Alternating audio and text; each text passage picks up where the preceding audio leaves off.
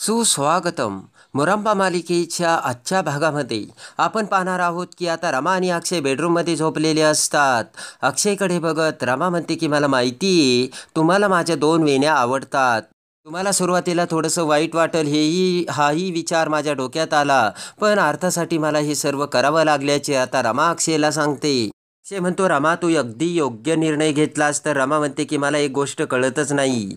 लग्न झाल्यानंतर बायका ना एकदम नटून थटून राहतात, पण मुलं झाल्यानंतर मात्र बायका कम्फर्टेबल राहायला सुरुवात करतात. रमा म्हणते की नंतर त्या सुटसुटीत कपडे घालायला सुरुवात करतात. हे बघा ना मी आता कसे घातले ते. रमा म्हणते बघा ना मला आता साडी घालायला खूप आवडते, पण बाळासाठी मला असं वाटतं की असं पटकन काहीतरी कपडे घालता यावे आणि बाळाची काळजी घेता यावी असा विचार येतो. त्यानंतर आता रमा म्हणते की बरं बराच उशीर झालाय, आता झोपायचं का? तर अक्षय म्हणतो झोपायचं? तेव्हा आता पुन्हा तोंडावरती हात ठेवत रमा म्हणते की मग आता आपण जागच राहू गप्पा मारत. तर दरवाजातून सीमा रमा आणि अक्षयच्या त्या सर्व गप्पा ऐकून त्यांच्याकडे बघत हसू लागते आणि म्हणते की तुमच्या या छोट्याशा कुटुंबाला कुणाची नजर नको लागायला. इकडे आता आजी ही मयुरीला आपल्याकडे बोलावून म्हणते की दिवसेंदिवस या घरात रमाचं महत्त्व वाढत चाललं आणि ते मला अजिबात आवडणार नाही. मयुरी म्हणते आजी तू किती त्रास करून घेतेस? तर आता आजी म्हणते की होतोय मला त्रास. आजी म्हणते काल काय झालं, सगळी मेहनत आपली वाया गेली आणि रमाचं महत्त्वच कमी व्हायला तयार नाहीये. आजी म्हणते की काल काय रामाने केस कापले म्हणून कौतुक, तर आज काय रामा बाळाला सांभाळते म्हणून कौतुक. आरतीचं बाळ रमा सांभाळते म्हणून आपल्यासोबत ती बहुतेक मोठी खेळी खेळते असं मला वाटतंय, असे आता आजी मयुरीला सांगते. तर आता लगेचच आई आजी म्हणते की रमा ही बाळाला सांभाळायला कशी समर्थ नाही हे जर आपण दाखवून दिले तर मग सगळा खेळ रमाचा खल्लास होईल. त्याच वेळेस आता मयुरी म्हणते की आजी माझ्या डोक्यात एक विचार आलाय.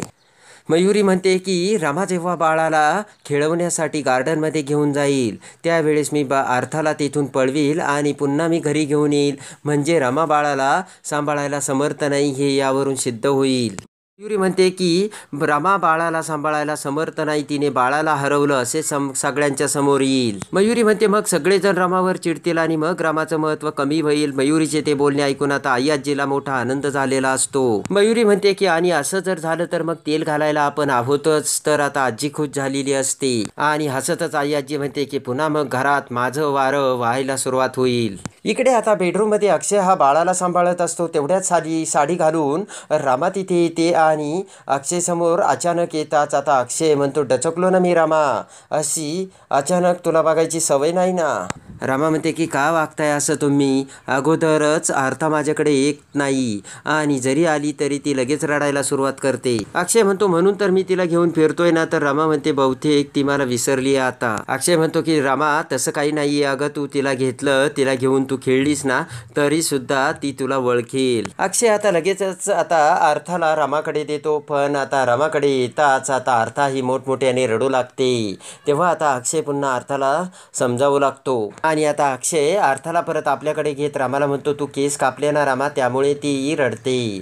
तेव्हा आता रामा म्हणते नका ना असं बोलू, अर्था मोठी झाल्यानंतर मी माझे केस पुन्हा वाढवील असे रमा अक्षयला सांगते. आणि त्याच वेळेस आता आभ्या हा अक्षयच्या बेडरूमच्या दरवाजासमोर येऊन आता रमा आणि अक्षयकडे बघू लागतो. तेव्हा आता रमाकडे बघताच आता जान्हवी ही रमाला डोक्याला स्कार्फ गुंडाळून कशी घेऊन जात होती हे आता आभ्याच्या डोळ्यासमोर येते.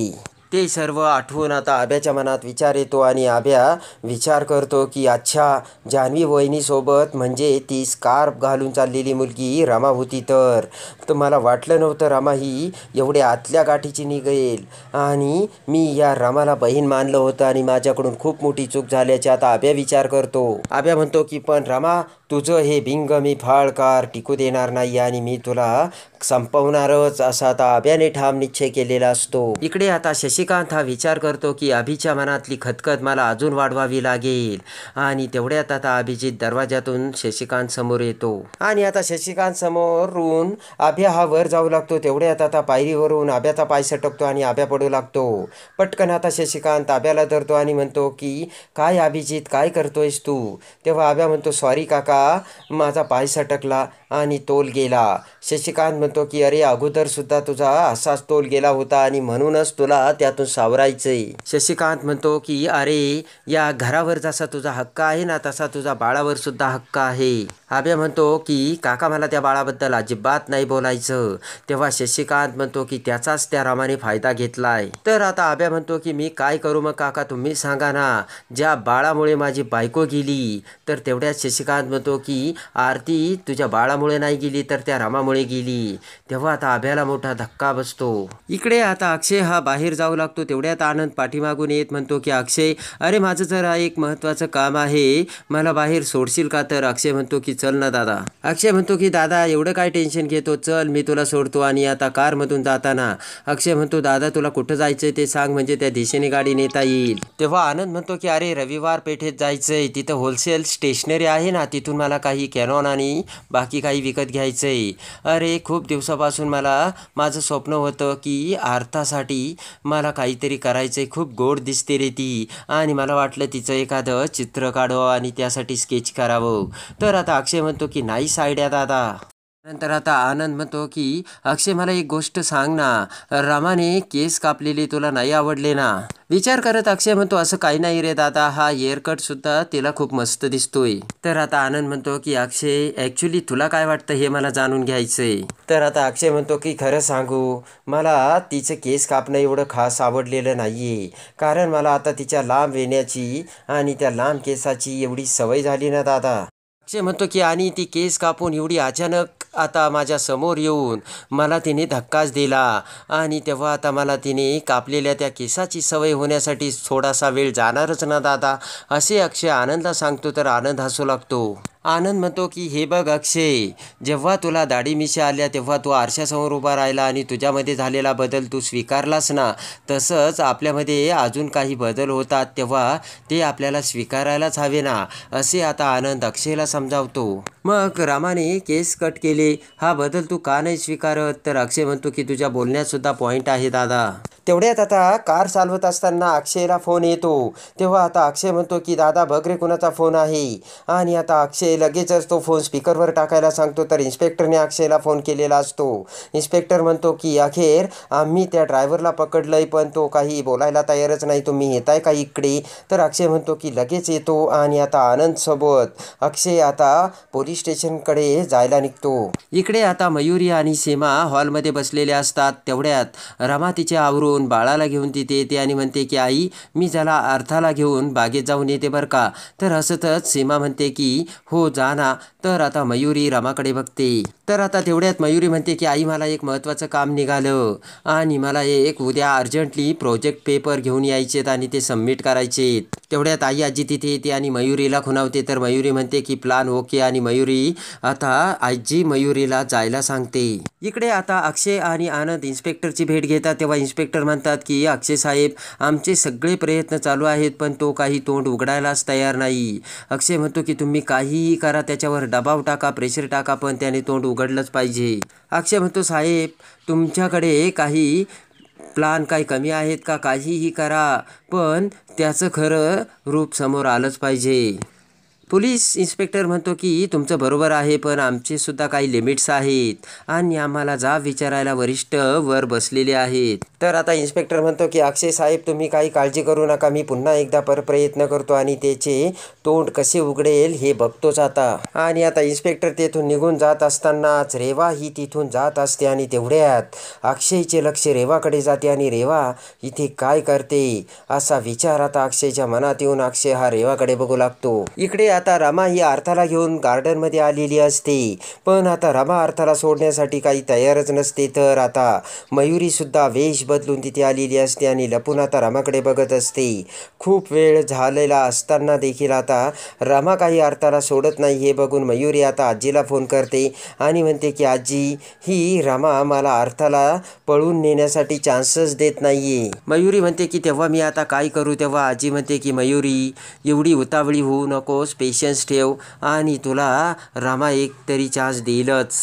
आजी म्हणते की रामाचं लक्ष विचलित करायचं आणि तिने दुसरीकडे बघितलं की लगेच अर्थाला उचलून आणायचं. पण एक गोष्ट लक्षात ठेव यामध्ये अर्थाला काही झालं नाही पाहिजे. आजी म्हणते की काही झालं तरी मयुरी रामाला प्लॅनिंग करायलाच पाहिजे.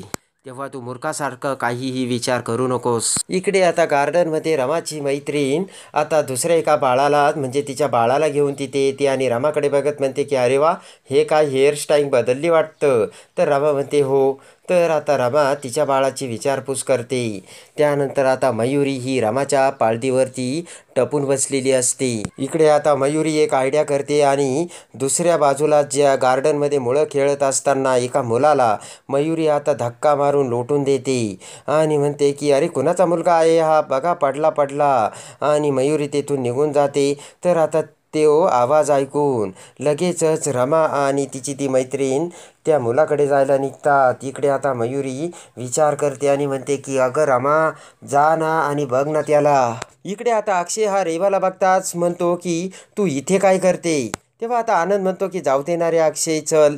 तर लगेचच रेवा म्हणते की आनंद दादा. आनंद म्हणतो रेवा तू इथे काय करते. तर रेवा म्हणते की मी मामाच्या केस संदर्भात चौकशी करायला आले होते, पण आरतीबद्दल मी जे ऐकलं ना मला खूप वाईट वाटतंय. इकडे आता रेवा म्हणते की पण बाय द वे तुम्ही इथे कसे. तर आनंद सांगू लागतो की आरतीला ज्या गाडीने उडवले होते ना तो ड्रायव्हर. तर तेवढ्यात अक्षय आता आनंदला थांबवतो आणि म्हणतो की हे काय करतोयस आनंद तू. आणि आनंदला घेऊन तेथून निघून जातो. इकडे आता रेवा विचार करते की अरे म्हणजे आरतीला ज्या गाडीने उडवलं तो ड्रायव्हर सापडला. आणि तो कसा सापडला, मी तर त्याला खूप पैसे दिले होते आणि त्याने जर आता तोंड उघडले तर आणि माझे नाव घेतले तर, अशी भीती आता रेवाला वाटलेली असते.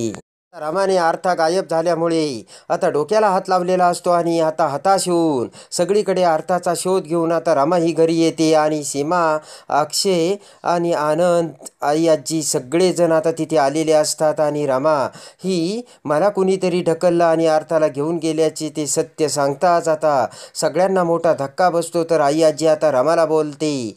आई आजी म्हणते की रमा तू एकदम मूर्ख आणि बेजबाबदार आहे आणि तू खरंचच अर्थाची आई नाहीये. म्हणून तुझ्या हलगर्जीपणामुळे अर्थाला कोणीतरी किडनॅप केलंय. ते ऐकून आता रमाला मोठा धक्का बसतो आणि जागीच रमा ही खाली बसलेली असते.